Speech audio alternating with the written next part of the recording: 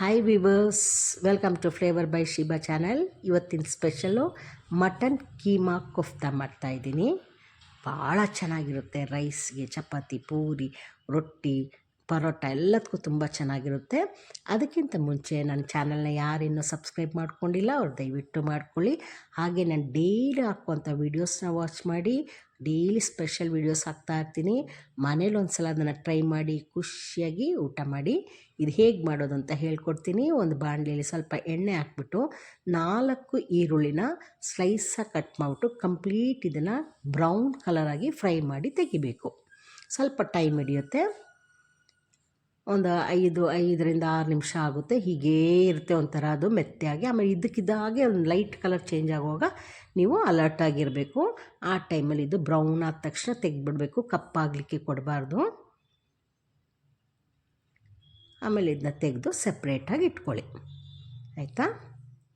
ಈಗ ಗ್ರೈಂಡ್ ಮಾಡೋಕ್ಕೆ ಏನೇನು ಬೇಕು ಅನ್ನೋದನ್ನು ಹೇಳ್ತೀನಿ ನೋಡಿ. ಈ ಥರ ಸಪ್ರೇಟ್ ಮಾಡಿ ಇಟ್ಕೊಳ್ಳಿ. ಈ ಆಯಿಲ್ನೇ ನಮಗೆ ಮತ್ತೆ ಅಡುಗೆಗೆ ಯೂಸ್ ಮಾಡ್ಕೊಳ್ಬೋದು, ಏನೂ ಆಗೋಲ್ಲ.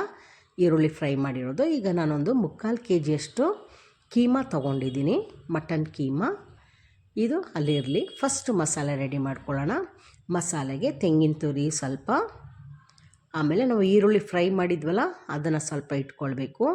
ಆಮೇಲೆ ಹಸಿಮೆಣಸಿನ್ಕಾಯಿ ಒಂದು 5-6, ಒಂದು 4 ಉಂಡೆ ಬೆಳ್ಳುಳ್ಳಿ, ಕೊತ್ತಂಬರಿ ಸೊಪ್ಪು ಮತ್ತು ಹುರ್ಗಡ್ಲೆ, ಶುಂಠಿ, ಇದಿಷ್ಟು ರೆಡಿ ಮಾಡ್ಕೊಳ್ಳಿ, ಆಯಿತಾ. ಇದಿಷ್ಟನ್ನು ಗ್ರೈಂಡ್ ಮಾಡ್ಕೊಳ್ಬೇಕು, ನೈಸಾಗಿ ಗ್ರೈಂಡ್ ಮಾಡ್ಕೊಳ್ಬೇಕು. ಆಮೇಲೆ ಅದನ್ನು ಒಂದು ಬೌಲಲ್ಲಿ ತೆಗೆದಿಟ್ಕೊಂಬಿಟ್ಟು ಸ್ವಲ್ಪನೇ ಈ ಮಸಾಲೆ ಹಾಕ್ಕೊಂಡು, ನಮ್ಮದು ಮಟನ್ ಕೀಮಾ ಇದೆ ನೋಡಿ, ಅದನ್ನು ಮಿಕ್ಸಿ ಜಾರ್ಗೆ ಹಾಕ್ಕೊಂಡು ಗ್ರೈಂಡ್ ಮಾಡ್ಕೊಳ್ಬೇಕು. ನೋಡಿ ಇದರಲ್ಲಿ ಸ್ವಲ್ಪ ಮಸಾಲೆ ಇದೆ ಅಲ್ವಾ, ಈಗ ಇದಕ್ಕೇ ಹಾಕ್ತೀನಿ ನಾನು. ಉಳಿದಿದ್ದನ್ನ ತೆಗೆದಿಟ್ಕೊಂಬಿಟ್ಟಿದ್ದೀನಿ ಒಂದು ಬೌಲಲ್ಲಿ. ಆಮೇಲೆ ಮಿಕ್ಸಿ ಜಾರಲ್ಲಿ ಒಂದೆರಡು ನಿಮಿಷ, 1 ನಿಮಿಷ ಹತ್ರ ಗ್ರೈಂಡ್ ಮಾಡಿಕೊಂಡ್ರೆ ಈ ಕಲರಲ್ಲಿ ಆ ಮಟನ್ ಕೀಮಾಗೆ ಎಲ್ಲ ಮಸಾಲೆ ಹಿಡ್ದಿರುತ್ತೆ. ಅದನ್ನು ತೆಗೆದಿಟ್ಕೊಂಬಿಟ್ಟು ಅದಕ್ಕೆ ಸ್ವಲ್ಪ ಎಣ್ಣೆ ಹಾಕಿ, 1 ಸ್ಪೂನಷ್ಟು ಎಣ್ಣೆ ಹಾಕಿ, ಟೇಬಲ್ ಸ್ಪೂನ್ ಆಯಿಲ್ ಹಾಕ್ಬಿಟ್ಟು ಅದು ಕೈಗೆ ಅಂಟಬಾರ್ದು ಉಂಡೆ ಮಾಡುವಾಗ ಅಂಥೇಳಿ ಅಷ್ಟೇ. ಆಮೇಲೆ ಈ ಥರ ಎಲ್ಲ ಕೀಮಾ ಉಂಡೆ ಮಾಡ್ಕೊಂಬಿಡಿ. ಆಮೇಲೆ ಮತ್ತೆ ಮಿಕ್ಸಿ ಜಾರ್ಗೆ ಏನು ಬೇಕು ಅಂತ ಹೇಳ್ತೀನಿ. ಅರ್ಧ ಹೋಳು ತೆಂಗಿನ ತುರಿ, ಆಮೇಲೆ ನಾವು ಫ್ರೈ ಮಾಡಿ ಇಟ್ಕೊಂಡಿದ್ವಲ್ಲ ಈರುಳ್ಳಿ, ಅದು ಇದೆರಡಕ್ಕೆ ಮಾತ್ರ ನಾವು ಅದು ಯೂಸ್ ಮಾಡ್ಕೊಳ್ಳೋದು ಗ್ರೈಂಡ್ ಮಾಡೋಕ್ಕೆ. ಎರಡಕ್ಕೂ ಹಾಕ್ಕೊಳ್ಬೇಕು. 1 ಕಪ್ಪು ಗಟ್ಟಿ ಮೊಸರು, ಇದನ್ನು ನೈಸಾಗಿ ಗ್ರೈಂಡ್ ಮಾಡಿ ಸಪ್ರೇಟಾಗಿ ಇಟ್ಕೊಳ್ಳಿ. ಆ ಮಿಕ್ಸಿ ಜಾರ್ ತೊಳೆದಿರ್ತೀವಲ್ಲ ಅದು ನೀರು ಇಟ್ಕೊಂಡಿರಿ, ನಾನು ಹೇಳ್ತೀನಿ. ಈಗ ನಮಗೆ ಬಾಣಲಿ ಇಡೋಣ. ಬಾಣಲಿ ಬಿಸಿ ಆದಮೇಲೆ ಎಣ್ಣೆ ಹಾಕೋಣ. ಎಣ್ಣೆ ಹಾಕಿ ಎಣ್ಣೆ ಬಿಸಿ ಆದಮೇಲೆ 1 ಈರುಳ್ಳಿನ ಸ್ಲೈಸಾಗಿ ಕಟ್ ಮಾಡಿಬಿಟ್ಟು ಇದರಲ್ಲಿ ಫ್ರೈ ಮಾಡ್ಕೊಳ್ಬೇಕು.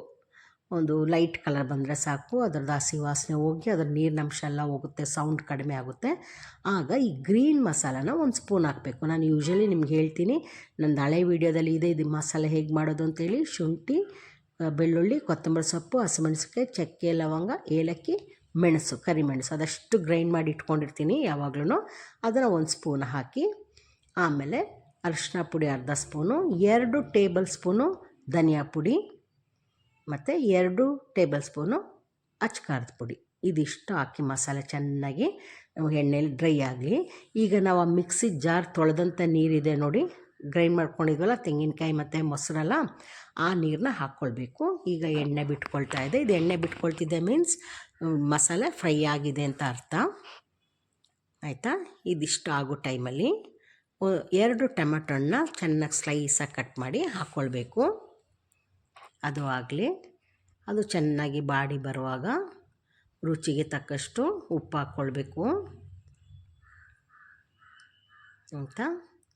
ಇದೆಲ್ಲ ಅದು ಹಿಂಗೆ ಎಣ್ಣೆಯಲ್ಲಿ ಹಾಗೆ ಇದಾಗ್ತಾ ಇರೋ ನೋಡಿ, ಎಣ್ಣೆ ಹಿಂಗೆ ಬಿಟ್ಕೊಳ್ತಾನೇ ಇರುತ್ತೆ ನೋಡಿ. ಈಗ ನಾವು ಗ್ರೈಂಡ್ ಮಾಡಿ ಇಟ್ಕೊಂಡಿದ್ವಲ್ಲ ತೆಂಗಿನಕಾಯಿ, ಮೊಸರು ಮತ್ತು ಫ್ರೈ ಮಾಡಿದಂಥ ಈರುಳ್ಳಿ, ಅದನ್ನು ಪೇಸ್ಟನ್ನ ಈಗ ಹಾಕ್ಕೊಳ್ಬೇಕು. ಹಾಕ್ಕೊಂಬಿಟ್ಟು ತಿಕ್ಕಾಗೇ ಇರಲಿ.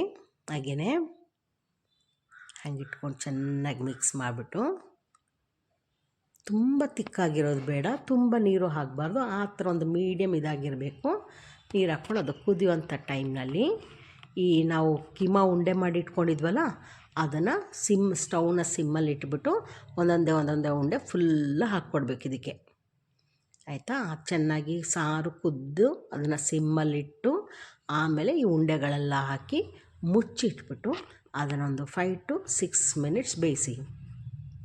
ಆಯಿತಾ. ಬೆಂದಿರುತ್ತೆ ಚೆನ್ನಾಗಿ. ನೋಡಿ ಈಗ ಬೆಂದಿದೆ, ಕೀಮಾ ಎಲ್ಲ ಚೆನ್ನಾಗಿ ಬೆಂದಿದೆ. ಆಯಿತಾ. ತುಂಬ ಚೆನ್ನಾಗಾಗುತ್ತೆ, ಸಾರು ಚೆನ್ನಾಗಿರುತ್ತೆ ಮತ್ತು ಟೇಸ್ಟಿಯಾಗಿ ಕೂಡ ಇರುತ್ತೆ. ಮನೇಲಿ ಮಾಡಿಬಿಟ್ಟು ಇದು ಹೇಗಿತ್ತು ಅಂತ ನನಗೆ ಹೇಳಿ. ಪೂರಿ, ಚಪಾತಿ, ರೊಟ್ಟಿ ಜೊತೆಗೆಲ್ಲ ಚೆನ್ನಾಗಿರುತ್ತೆ. ಇದು ಈರುಳ್ಳಿ ನಾವು ಗ್ರೈಂಡ್ ಮಾಡಿ ಹಾಕಿರ್ತೀವಿ ನೋಡಿ, ಮೊಸರೆಲ್ಲ ಹಾಕಿರ್ತೀವಲ್ಲ, ಅದಕ್ಕೆ ಅದರದ್ದೇ ಆದ ಒಂದು ಟೇಸ್ಟ್ ಇರುತ್ತೆ. ಟ್ರೈ ಮಾಡಿ ಒಂದು ಸಲ. ನೆಕ್ಸ್ಟ್ ವೀಡಿಯೋದಲ್ಲಿ ಮೀಟ್ ಮಾಡೋಣ. Take care, bye bye, thank you.